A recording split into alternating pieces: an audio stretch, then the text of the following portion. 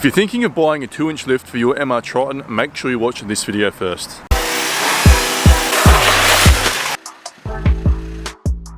G'day guys, so as I just said, we're going to be talking about 2-inch lifts in this video.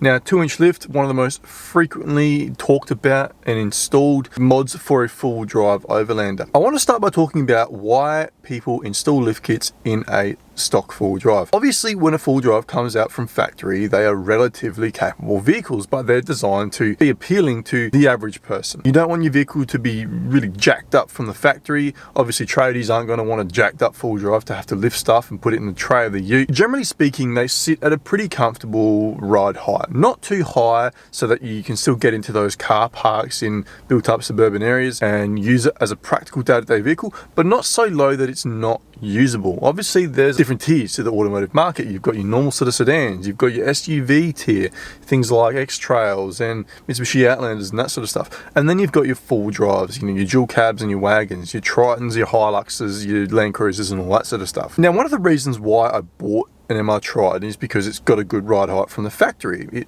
rides at a comfortable height where I'm willing to take this vehicle over some pretty tight, tough obstacles that I wouldn't do if the vehicle sat lower. Where people do acquire an MR Triton or a full drive and they determine they need to increase the ride height of that vehicle for a number of reasons that we'll go through in a second, the option is a lift kit. Now, there's different types of lift kits out there. You've got airbags, which I personally wouldn't even bother with. You've got things like your foam cell shock absorbers and all that sort of stuff. There's a lot of options out there, but we're not going to go through individual options in this video. We're just going to talk about the basic principle, the premise of whether I think you should be lifting your car 2 inches or not. The first thing to think about is, why do you want to lift your MR Triton? I would imagine that a lot of people out there aren't going to need to bother lifting their vehicle in terms of need. They don't need to lift it. Maybe they go away for school holidays and Christmas and all that sort of stuff, and they don't really push the car to those sorts of extremes. Most tracks that I've done around South Australia, if not all of them, have been able to be done without a lift kit. I've done the lifted track on Eagleview Track at Saunders Gorge, which is a full drive park. I did that in this stock car with no lift kit, and you're not supposed to be able to do it unless you've had a lift. But I did it with careful driving and planning my line and route. I've also done Jacob Farm and gone up many precarious obstacles. I found that in some obstacles, I would have definitely benefited from having a lift kit, but I didn't encounter many things that I wouldn't be able to get up if I put in a significant amount of effort. When would someone like me need to install a lift kit? In order to establish a reason for purchasing a lift kit, there's a few things you need to think about reasons to get a lift kit. One of which is a need for greater suspension articulation. Now, the MR Triton from the factory has pretty good articulation on the rear springs, the rear leaf springs. It's able to drop wheels and you know, max out pretty impressively. And that capability has gotten me through some pretty cool obstacles, such as this. So here we have an MR Triton at full articulation. That's the suspension maxed out. As you can see, she's maxed out, taking that leaf spring for a good stretch. Bump stop is nowhere near the chassis. Now, the camera never quite does the situation justice, whether it's positive or negative. So, you know, this is a positive example of how a Triton can flex on stock suspension. They're pretty capable vehicles from the factory, and when you're modifying your vehicle suspension, you want to make sure that you're retaining that capability, but you want to increase the capability further. If I lift this Triton a small amount, I'm not really getting that much benefit from the vehicle. People think that you need a suspension lift for the sake of a suspension lift, when in actual fact, this vehicle is just capable enough to be able to do some of these more extreme obstacles.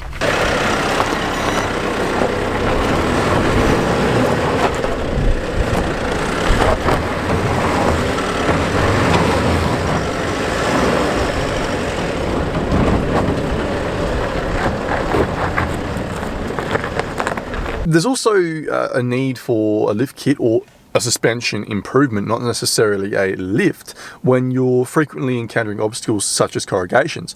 The stock suspension on full drives, or any vehicle for that matter, isn't designed to face corrugations all the time, frequently, on a constant basis, without wearing and tearing at an unreasonable rate. The stock suspension on an MR Triton, and other full drives for that matter, will heat up a lot. It causes the wear and tear to take place at a more rapid rate than if you have a aftermarket suspension. Obstacles like corrugations and that sort of stuff, they cause your shock absorbers to heat up, cause that wear and tear. So you're going to want to modify your vehicle in that way if you're regularly driving on corrugated roads, for whether it's your touring, whether it's your hobby, or whether it's just your day-to-day life. One of the primary reasons for people buying a lift kit is to increase their tyre size. Now, you wouldn't comfortably put on anything larger than a 265 70 R17 or whatever tyre size on a stock MR Triton without 40mm lift minimum. If you try and put on tyres that are larger than that, you can probably make it fit if you remove your guards from your wheel arches and bang a few bits of metal in and that sort of stuff.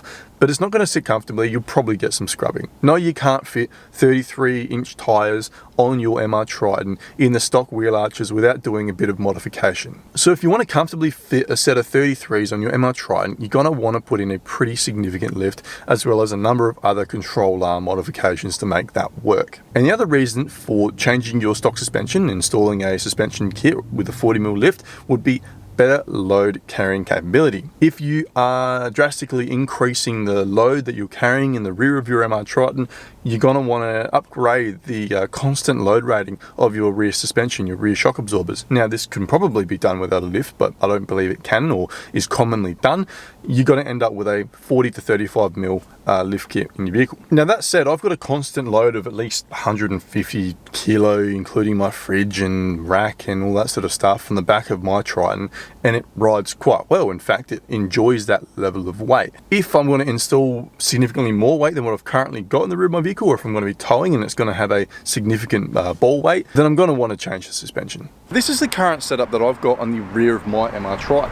Fridge, rooftop tent, canopy. I'm going to chuck another few items, water tank and that sort of stuff in there. What I found is that with the stock suspension, the ride is actually more than comfortable. In fact, it rides better with this weight on it than it did prior to being a bit loaded up, as is the case frequently with many leaf-sprung vehicles. So you get your fridge, you get your rooftop tent. There's probably about, I would say, at least 100, 150 kilo in the back of this vehicle, if I've got it loaded up with all my gear in the back. There's nothing wrong with the way that this vehicle sits. As you can see, the ride height is fine. There's at least a foot in that, give or take. And so I don't find that I'm struggling for ride height in the way that it's currently set up. It's important to discuss the difference between ride height and ground clearance. Ride height is one thing. Okay, so you've got your stock suspension, you sit as the driver relatively high.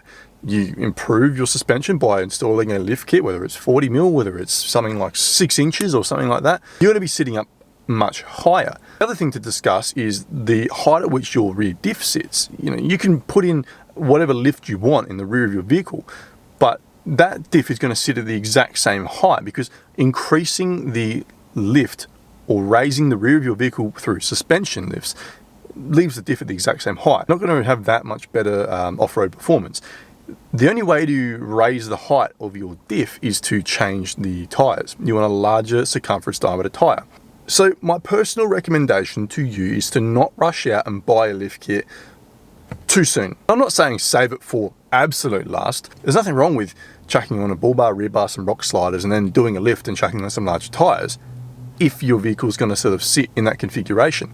However, if you're still yet to put weight on the rear of your vehicle and tow things, don't rush out and do it just yet.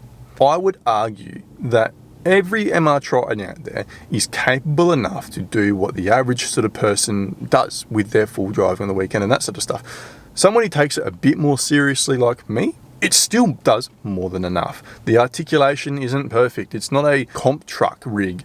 It doesn't necessarily need to be.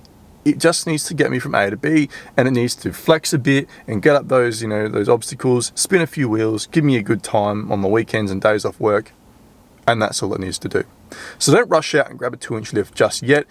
Make sure, even before you think about it, even if you're going to go get one anyway, take your 4B to a full drive track or a full drive park, push it to its maximum, get it at full articulation, and work out whether you need it. And also, it's a good experiment to feel what your vehicle was capable of doing, and then once you've installed that lift kit, you can really see where you've spent your money. You can feel how much better your vehicle performs off-road.